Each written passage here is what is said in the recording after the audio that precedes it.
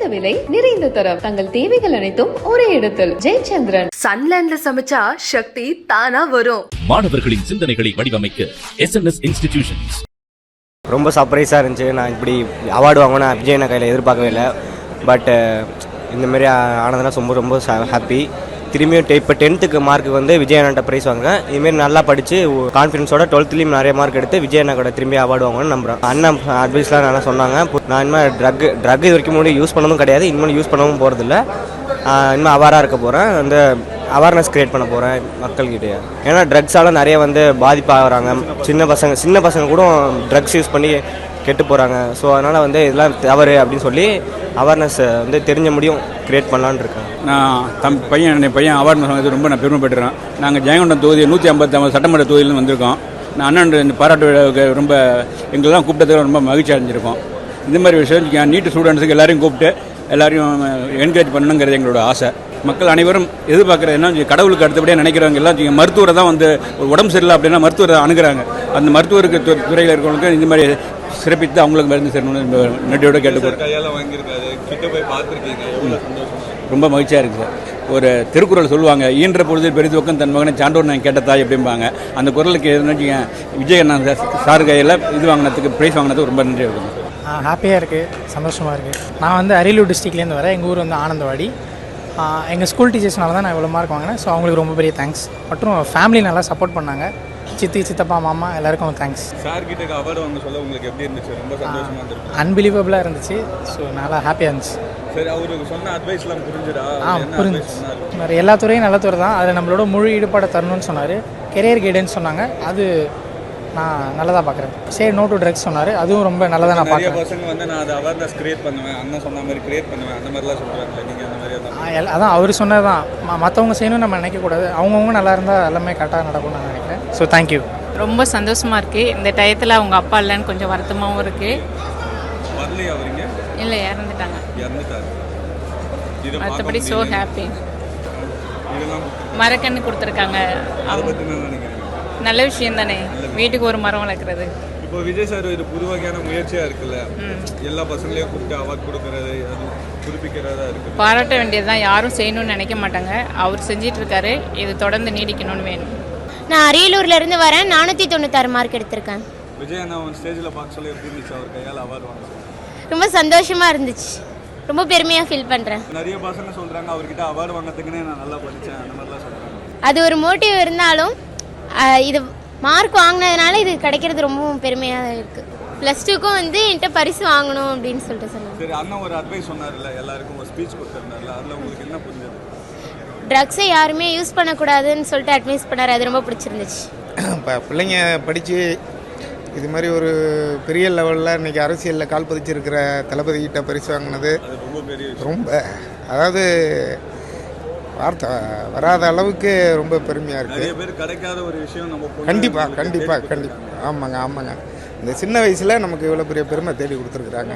அப்படிங்கும்போது அது இதை விட பெற்றோருக்கு என்ன பெருமை வேணுங்கிற அளவுக்கு இருக்குது. நான் அந்த என் ஸ்டேஜிலேருந்தே நான் விஜயோட ரசிகராக இருந்திருக்கிறேன். நான் அவர் கையால் என் பொண்ணு இன்றைக்கி பரிசு வாங்கும்போது எனக்கு ரொம்ப பெருமையாக இருக்குது. அதே போல் பரிசு கொடுக்கும்போது தளபதி +2லையும் இதே மாதிரி நீ வாங்கணுமா, ஆல் தி பெஸ்ட் அப்படின்னு சொன்னார். அப்படி அதை கேட்கும்போது என்னுடைய சந்தோஷம் ரொம்ப பெரிய இதாக இருக்குது.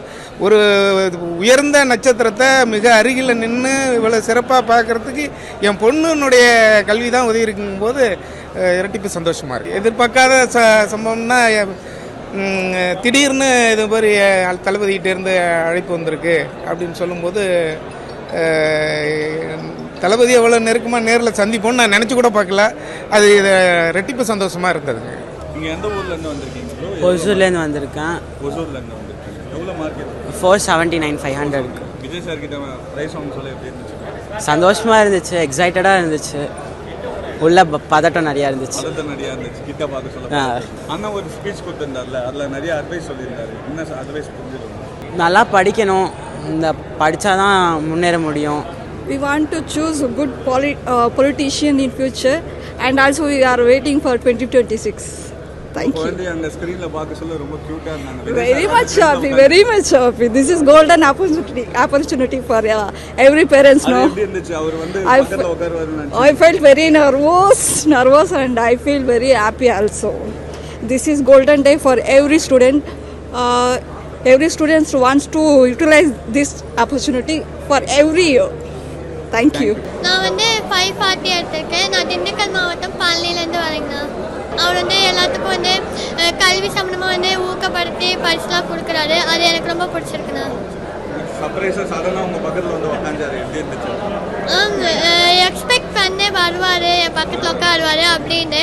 ஆனாலும் ஒரு தயக்கம் இருந்துச்சு வருவார மாட்டாரான்னு. அப்புறம் வந்து உட்காந்தாரு. ரொம்ப சந்தோஷமா இருந்துச்சு. ஏன்னா நம்ம டிவியில் பார்த்து ரசிச்சிருப்போம். என்னடா நம்ம டிவியில் பார்த்த விஜய் அண்ணா போய் நம்ம பக்கத்தில் உட்கார்றாரு. ஆமாங்கண்ணா, ரொம்ப சந்தோஷமா இருந்துச்சு. ஆனால் அதுக்கு சொல்ல வார்த்தை இல்லைங்கண்ணா. சரிம்மா, உங்களுக்கு என்ன படிக்கணும்னா சார்? நான் வந்து இப்போ பிஏ ஹிஸ்ட்ரி முடிச்சுட்டு யூபிஎஸ்சி எக்ஸாம் எழுதிட்டு ஒரு அதிகாரப்பூர்வமான ஒரு இடத்துல உட்காந்தா தான் என்னோட ஆசை. நிறைய பேர் சொல்கிறாங்க விஜய் அண்ணா கிட்ட பரிசு வாங்கிறதுக்காகவே நாங்கள் படித்தோம் அந்த மாதிரிலாம் சொல்கிறாங்க. அந்த மாதிரி ஏதாச்சும் இருக்கா? அப்படின்னு சொல்ல முடியாது. போன வருஷம் நடத்தினாங்க. அப்போ வந்து எனக்கு பிடிக்கும் விஜயண்ணாவை. சரி, இந்த மாதிரி கூப்பிட்டா நல்லாயிருக்கும் அப்படின்னு நினச்சேன். நமக்குன்னு ஒரு அடையாளத்தை உருவாக்கணும் அப்படின்னு சொல்லி நான் படித்தேன். இவரும் கூப்பிட்டா நல்லாயிருக்கும், அதுவும் ஒரு மைண்ட் செட் இருந்துச்சு. நம்ம அதுவும் இருந்துச்சு. அதனால் நல்லா படிச்சேன். இப்போ விஜய் அண்ணா ஒரு ஸ்பீச் கொடுத்தாரு இல்லையா? அந்த ஸ்பீச்சில் உங்களுக்கு என்ன புரிஞ்சது? நம்ம வந்து நல்லா தலைவராக இருக்கணும் அப்படின்னு சொன்னது பிடிச்சிருந்துச்சு. நடிகராக இருப்பாங்களே அவங்க வந்து இந்த மாதிரி கெட்ட விஷயத்த வந்து காமிக்காம இந்த மாதிரி செய்யக்கூடாது அப்படின்னு சொன்னால் அவங்க ரசிகர்களுக்கெல்லாம் வந்து ஒரு இன்ஸ்பைராக குடிச்ச இவரே சொல்கிறாரு நம்ம இனிமேல் பண்ணக்கூடாது அப்படின்னு சொல்லி தோணும். ஊர்ல இருந்து வந்திருப்பீங்க, உங்க ஃப்ரெண்ட்ஸ் கிட்ட என்ன சொல்லிட்டு வந்தீங்க? விஜய் அண்ணா பார்க்க போறேன் அப்படின்னு சொன்னேன். ரொம்ப சந்தோஷம் அப்படின்னு சொன்னாங்க. பார்த்துட்டு வந்து எப்படி இருக்குன்னு சொல்லு அப்படின்னு சொல்லி சொன்னாங்க. புது தலைவர் வரணும். 2026 யாருக்கு ஓட்டு போடுவீங்க? கண்டிப்பாக இவருக்கு தான் போடுது. உங்களில் சில பேருக்கு ஒரு கிளியர் பிக்சர் மைண்டில் இருக்கும். அதாவது லைஃப்பில் என்னவா ஆக போகிறோம், ஒரு டாக்டர் ஓய்வு ஏற்படலாம், சின்னதாக ஒரு கன்ஃபியூஷன் ஏற்படலாம். அவங்க எல்லாருக்குமே நான் சொல்லிக்கிறது என்னென்னா, எல்லா துறையுமே நல்ல துறை தாங்க. நீங்கள் எதை தேர்ந்தெடுக்கிறீங்களோ அதில் உங்களுடைய முழு ஈடுபாட்டோட உங்களுடைய 100% உழைப்பை போட்டிங்கன்னா அது யாராக இருந்தாலுமே வெற்றி நிச்சயம்தான். அதனால் உங்களுக்கு பிடிச்ச துறையை நீங்கள் தேர்ந்தெடுங்க. அதில் இருக்கிற ஆப்ஷன்ஸ் எல்லாம் ஃபஸ்ட்டு தெரிஞ்சுக்கோங்க. உங்கள் பேரண்ட்ஸ் கிட்ட டிஸ்கஸ் பண்ணுங்கள், உங்கள் ஸ்கூல் டீச்சர்ஸ் கிட்ட டிஸ்கஸ் பண்ணுங்கள். இந்த கெரியர் கைடன்ஸ் கொடுக்கறதுக்கெல்லாம் நிறைய பேர் இருக்காங்க. இந்த கெரியர் கவுன்சிலிங் கொடுக்கறதுக்கெல்லாம் நிறைய பேர் இருக்காங்க. அவங்க எல்லாரையும் மீட் பண்ணுங்கள். இந்த மாதிரி ஒரு சந்தர்ப்பத்தில் நான் என்னுடைய ஒரு சின்னதாக ஒரு கெரியர் கைடன்ஸ் உங்ககிட்ட ஷேர் பண்ணணும்னு ஆசைப்படுறேங்க. பொதுவாக நம்ம வந்து ஒரு துறையை தேர்ந்தெடுக்கும் போது அதில் எவ்வளோ டிமாண்ட் இருக்குது அப்படின்றத நம்ம பார்ப்போம் இல்லையா? ஃபார் எக்ஸாம்பிள், மருத்துவம் பொறியியல் மட்டும்தான் நல்ல ஃபீல்டுன்னு சொல்லலாம். உலகத்தரத்தில் டாக்டர்ஸ், இன்ஜினியர்ஸ், லாயர்ஸ்லாம் அதிகமாகவே இருக்காங்க. இங்கே நம்மக்கிட்ட என்ன இல்லை அப்படின்னா, இங்கே நமக்கு எது இன்னும் அதிகமாக தேவைப்படுது அப்படின்னா நல்ல தலைவர்கள்.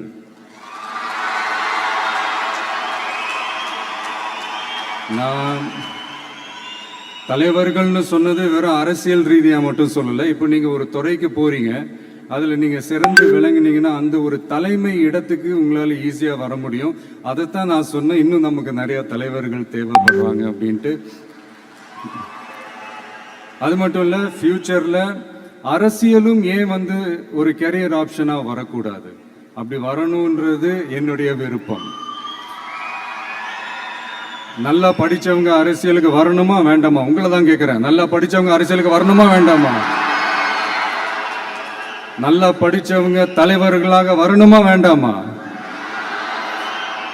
ஓகே, ஆர்வம் எனக்கு புரியுது. பட் இப்போதைக்கு படிங்க, மீதி எல்லாம் அப்புறம் பார்த்துக்கலாம்.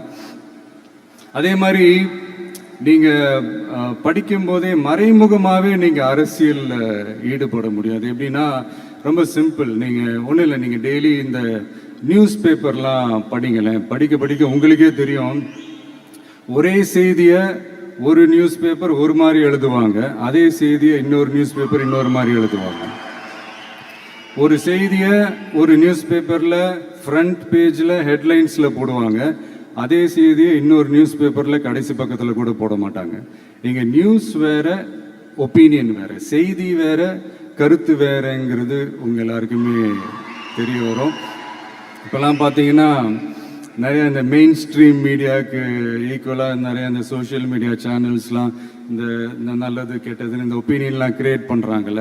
அதில் நீங்கள் பார்த்தீங்கன்னா ரொம்ப ஈஸியாக ஒரு நல்லதை கெட்டதாகவும் கெட்டதும் நல்லதாகவும் நல்லவங்களை கெட்டவங்க மாதிரியும் கெட்டவங்களை நல்லவங்க மாதிரி இந்த மாதிரி புரணி பேசி ப்ரொஜெக்ட் பண்ணுறதெல்லாம் இந்த மீடியா சோஷியல் மீடியாலலாம் நம்ம பார்க்குறோம் இல்லையா. நீங்கள் எல்லாமே பாருங்கள், நீங்கள் எல்லாமே படிங்க, பட் எது உண்மை பொய்ன்னு மட்டும் அனலைஸ் பண்ண மட்டும் கற்றுக்கங்க. அப்போ தான் இந்த உண்மையிலே நம்ம நாட்டில் என்ன பிரச்சனை, நாட்டோட மக்களுக்கு என்ன பிரச்சனை, இந்த சமூக தீமைகள் பற்றிலாம் உங்களுக்கு தெரிய வரும். அது தெரிஞ்சுக்கிட்டாலே இந்த ஒரு சில அரசியல் கட்சிகள் செய்கிற இந்த பொய்யான பிரச்சாரங்களை எல்லாம் நம்பாமல் எது கரெக்டு, எது தப்பு, எது உண்மை பொய்ன்னு இதை அனலைஸ் பண்ணி பார்த்துட்டு நல்ல தலைவர்களை தேர்ந்தெடுக்கக்கூடிய ஒரு விசாலமான ஒரு உலக பார்வை உங்களால் வளர்த்துக்க முடியும். அது வந்துட்டாலே அதை விட ஒரு சிறந்த அரசியல் வேறு எதுவுமே இருக்க முடியாதுங்க. அதை விட நம்ம நாட்டோட வளர்ச்சிக்கு நீங்கள் செய்ய போகிற அந்த பங்களிப்பு வேறு எதுவுமே இருக்க முடியாது. ஃபைனலாக ஒரே ஒரு சின்ன விஷயம், friendship adds fragrance to life. அதில் எந்த மாற்று கருத்துமே கிடையாது. ஒரு கட்டத்துக்கு அப்புறம் பேரண்ட்ஸுக்கு அடுத்தபடியாக இன்னும் சொல்லப்போனால் பேரண்ட்ஸை விட அதிகமாக நண்பர்களோட டைம் ஸ்பெண்ட் பண்ணக்கூடிய அந்த ஒரு சூழ்நிலை ஏற்படும். அதனால் நல்ல நண்பர்களை தேர்ந்தெடுங்க. நீங்கள் கேட்கலாம், நட்புன்றது அதுவாக அமையிறது தானே, நாம் எப்படி சூஸ் பண்ண முடியும்னு. அது ஒரு விதத்தில் கரெக்டு தான். அதனால் நான் கொஞ்சம் வேறு மாதிரி சொல்கிறேன். இப்போது உங்களுடைய இந்த நட்பு வட்டாரத்தில் இப்போ ஏதோ ஒரு விஷயம் தப்பாக இருக்குது அப்படின்னா, இப்போது அதில் சில பேர் இந்த தவறான பழக்கங்களில் ஈடுபட்டிருந்தாங்கன்னா முடிஞ்சால் அவங்கள நல்வழிப்படுத்த பாருங்கள். இந்த தவறான பழக்கங்களில் மட்டும் ஈடுபடாதீங்க, ஈடுபடக்கூடாது. நான் முன்னாடியே சொன்ன மாதிரி தான், உங்களோட அடையாளத்தை எக்காரணத்தை கொண்டு இழந்துடாதீங்க. Don't lose your identity at any cost. இது நான் ஏன் இவ்வளோ வலியுறுத்தி சொல்கிறேன்னா, இப்போ ரீசெண்ட் டைமில் நீங்கள் பார்த்தீங்கன்னா நம்ம தமிழ்நாட்டில் இந்த போதை பொருட்களுடைய இந்த பயன்பாடு அதெல்லாம் முக்கியமாக யங்ஸ்டர்ஸ் மத்தியில் ரொம்பவே அதிகமாயிருச்சு. ஒரு பெற்றோர் என்ற முறையில், ஒரு அரசியல் இயக்கத்துக்கு தலைவர் என்ற முறையில் எனக்குமே ரொம்ப அச்சமாக தான் இருக்குது. சொல்லலாம், இப்போ இந்த போதை பொருட்கள்லாம் இதெல்லாம் கண்ட்ரோல் பண்ணுறது அரசோட கடமை, இதெல்லாம் யங்ஸ்டர்ஸை இதிலேருந்து காப்பாற்றுறதெல்லாம் அரசுங்களோட கடமை. இப்போ ஆளும் அரசு அதெல்லாம் தவற விட்டுட்டாங்க அப்படின்றத பற்றிலாம் நான் இங்கே பேச வரல. அதுக்கான மேடையும் இது இல்லை. நான் என்ன சொல்ல வரேன்னா, சில நேரத்தில் அரசாங்கத்தை விட நம்ம லைஃப்பை நம்ம தான் பார்த்துக்கணும், நம்மளுடைய சேஃப்டியை நம்ம தான் பார்த்துக்கணும். ஸோ உங்களுடைய செல்ஃப் கண்ட்ரோல், உங்களுடைய செல்ஃப் டிசிப்ளின் அது மட்டுமே வளர்த்துக்கோங்க. Say no to temporary pleasures, say no to drugs. எனக்காக இது ஒரே ஒரு வாட்டி ரிப்பீட் பண்ணுறீங்களா? Say no to temporary pleasures, say no to drugs. இன்னும் ஒரே ஒரு வாட்டி please. Say no to temporary pleasures, say no to drugs. Thank you. இந்த உறுதிமொழியை நீங்கள் எல்லாரும் எடுக்கணும்ட்டு நான் ரொம்ப தாழ்மையுடன் கேட்டுக்கிறேன். மற்றபடி வேற ஒன்றும் இல்லை. இந்த தேர்வில் தேர்ச்சி பெற முடியாதவங்க, நினச்ச மாதிரி மார்க்ஸ் எடுக்க முடியாதவங்க ஒன்றும் லைஃப்பில் எதுவும் டிசப்பாயிண்ட் ஆகாதீங்க. வெற்றி தோல்வி ரெண்டுமே ஈக்குவலாக பேலன்ஸ் பண்ணி போக கற்றுக்கிட்டாலே போதும். தோல்வி நம்மக்கிட்ட வர்றதுக்கே பயப்படும். Success is never ending, failure is never final. So இது மட்டும் புரிஞ்சுக்கோங்க. நான் 3ஆம் தேதி மீட் பண்ண போகிற அந்த செட் ஆஃப் ஸ்டூடெண்ட்ஸ் அண்ட் பேரண்ட்ஸுக்கும் சேர்த்து தான் இன்னைக்கு நான் பேசுகிறேன். ஏன்னா மறுபடியும் இந்த மாதிரி அட்வைஸ் பண்ணி அவங்கள நான் போர் அடிக்க விரும்பலை. ஏன்னா ஜென்ரலாகவே தெரியும் அட்வைஸ் பண்ணவங்க எல்லாருக்கும் பிடிக்காதுன்னு. ஏன்னா நானும் அப்படி தான்.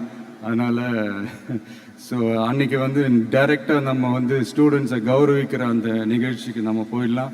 So thank you. மீண்டும் சந்திக்கும் வரை நன்றி, வணக்கம். குறைந்த விலை நிறைந்த தரம் தங்கள் தேவைகள் அனைத்தும் ஒரே இடத்தில் ஜெயச்சந்திரன். சன்லேண்ட்ல சமைச்சா சக்தி தானா வரும். மாணவர்களின் சிந்தனைகளை வடிவமைக்க SNS இன்ஸ்டிடியூஷன்ஸ்.